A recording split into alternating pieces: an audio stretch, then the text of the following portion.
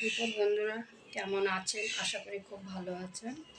আজকে আমার দুপুরের মেনুটুকু আপনাদের সাথে শেয়ার করব। একদম সিম্পল বানিয়েছি। এদিকে দেখুন গাটি কচু দিয়ে চিংড়ি মাছ, আর এদিকে একটা তেলাপিয়া মাছ বানিয়েছি, এখানে পার্শে মাছ বানিয়েছি, আর এই ছেলে মেয়ের জন্য ডিম, ওরা একদম মাছ খেতে চায় না, আর সাদা ভাত। আজকে এই আমার মেনু, একদম সিম্পল, ডাল টাল কিছু বানাইনি।